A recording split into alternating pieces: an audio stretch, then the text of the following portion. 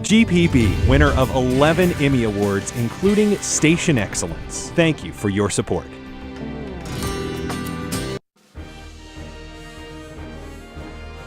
The 2012 Atlanta Press Club Loudermilk Young Debate Series, brought to you from Georgia Public Broadcasting. Now the general election debate for the 12th Congressional District. Good afternoon. I'm John Pruitt, journalist and retired anchor for WSB Television in Atlanta. We'd like to welcome our viewers and our live studio audience to the Atlanta Press Club Loudermilk Young Debate Series, originating here from the studios of Georgia Public Broadcasting. This is the debate between the candidates in Georgia's 12th Congressional District. The 12th Congressional District covers most of central and east Georgia.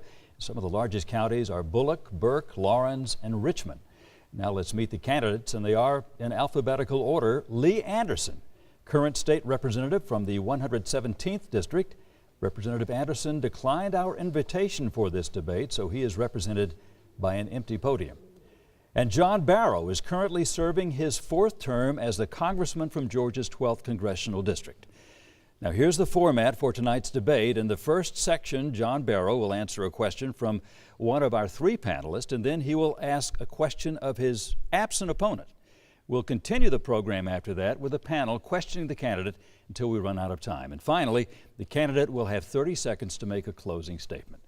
Before we get started, let's meet our three panelists selected by the Atlanta Press Club. First, we have Charles Edwards, Assistant News Director and reporter for WABE Radio. Next, we have Walter Jones, political reporter and news analyst for Morris News Service. And our final panelist is Lauren Walsh, reporter for NBC 26 in Augusta, Georgia. Let's get started now with our debate. We'll start by asking the candidate a question by one of our panelists, and the candidate will have 60 seconds to answer. And Lauren Walsh gets the first question for John Barrow. Lauren? Hi, Congressman. Two big issues right now, the middle class and taxes. So how do you define middle class, and at what point would you consider raising its taxes after election? Well, I define the middle class as pretty much everybody who spends everything that they make. And my idea for tax reform is that we overhaul the income tax code so that we can broaden the base and lower the rates for everyone and still bring in the revenues that we need for the government that we need, and only the revenues that we need for only the government that we need.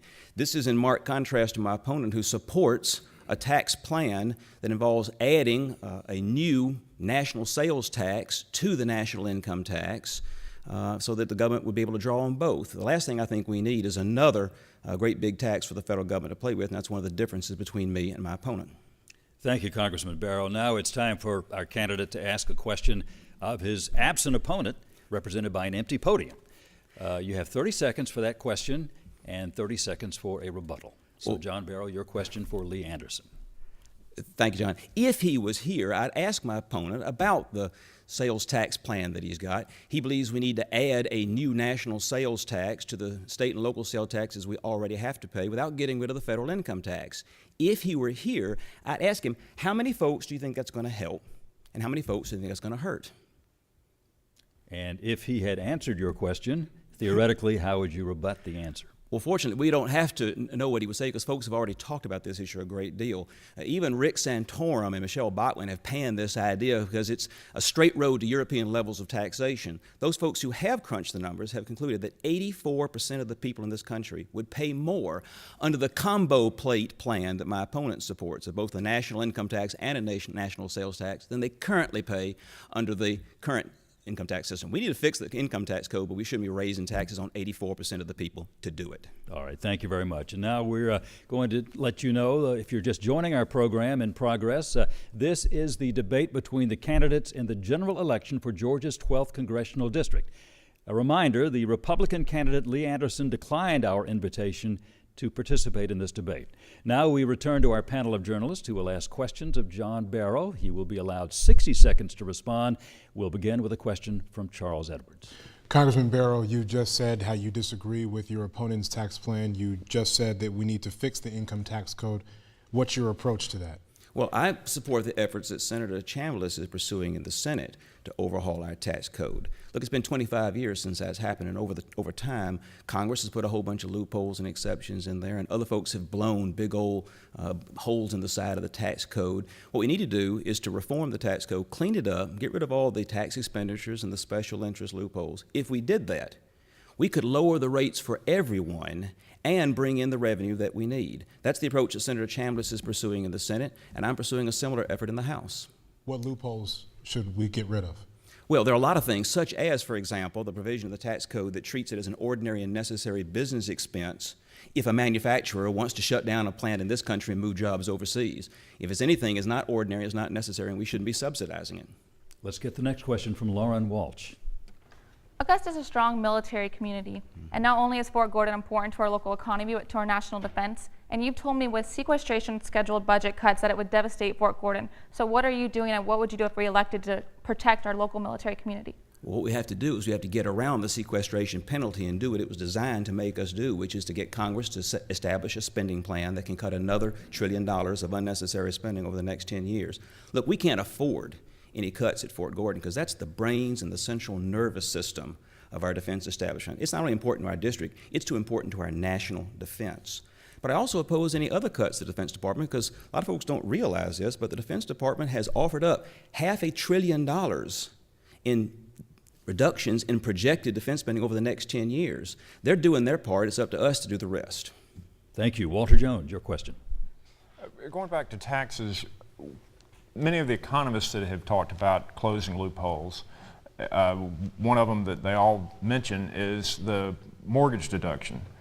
What is your view on that? I think we should not get rid of the home mortgage interest deduction. I do think we can consider changes that would make it more effective for more folks, but that's one of the few things we've done over the last half century that's grown the middle class as much as it has. Whether it's the secondary market so that we can get more folks into home ownership, provided they make good loans that'll be repaid, the GI Bill and the home mortgage interest deduction, those are the things we've done in this country that I think have done more to grow the value and the size of the middle class than anything else the federal government has done. Charles Edwards. Because of your district and the shape of it from a redistricting standpoint, Republicans have had their eyes on that district for some time now. Is an endorsement from President Obama something that you would support? Would you want him to come down to the district to campaign from you? Listen, the president's got his election and I got mine. The only thing I'm running on is my record. And my record is one of working with folks on both sides of the aisle in Congress to come up with solutions, practical solutions that will not only solve our problems, but get through Congress. Because if we can't get it through Congress, ain't nothing going to happen. I developed a reputation for being able to do that, and I'm running on my record. The things I have voted against include things like Obamacare and the Wall Street bailout. Things that I have voted for include things like the Keystone Pipeline and for a balanced budget amendment to the Constitution. That's the record that I'm running on. I don't need anybody else's help. I stand on my own record. All right, we have time for one more question. Lauren? Something you just mentioned, you voted against the Affordable Care Act, but you voted against repealing it. So what items in the Affordable Care Act do you see as beneficial? Well, even Governor Romney says there are things we need to keep in that. Remember, I voted against the bill 3 times at every stage along its way into the House because of the things I thought in it we could not afford and did not need. But even Governor Romney says there are things in there, things like ending discrimination on the basis of pre-existing conditions, giving the insurance company the power to kick you off the insurance policy the first time you get really sick. Even Governor Romney thinks we need to keep things like that. The reason I voted against the repeal is because it did not have a replacement that would keep the provisions that even all of us agree we need. We were promised a policy of repeal and replace. Repeal and replace. I stand ready to repeal the thing in its entirety as soon as we get a bill that replaces it and keeps the things we want. In the meantime, I'm working with my colleagues on the other side of the aisle to repeal things like the employer mandate, the individual mandate, and the provision that gives an advisory body the ability to ration care. We need to work on repealing those, whether they keep their promise to give us a replacement bill or not. Thank you, Congressman Barrow. And we have no more time for questions. The candidates in the running for Georgia's 12th Congressional District will now have 30 seconds for a closing statement. Would like to remind our viewers that Lee Anderson declined our invitation for this debate, and therefore our only closing statement in this round will come from Congressman John Barrow. Well, thank you. In my time in Congress, I've earned a reputation as someone who can work with folks on both sides of the aisle and on all sides of the issue to come up with solutions to our country's problems. That happens to be the only way you can get anything through Congress. I genuinely believe that's what our country really needs, and I know that's what the vast majority of Americans I represent tell me they want in a congressman. If that's the kind of representation you think we need, then I ask for your vote, and I'd be proud to have your support. Congressman Barrow, thank you very much for that closing statement. And that concludes our debate. We'd like to remind voters that the general election will be held on Tuesday, November 6th.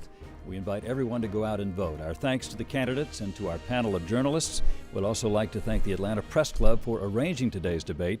And for more information about the Atlanta Press Club, you may visit atlantapressclub.org. The debates that air on Georgia Public Broadcasting will be archived on the Press Club's website.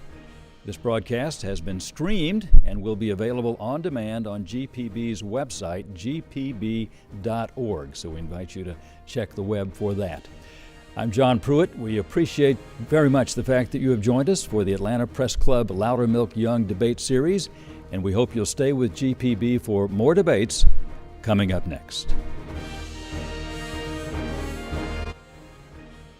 Become a better voter. Debates continue next with the 9th Congressional District on GPB.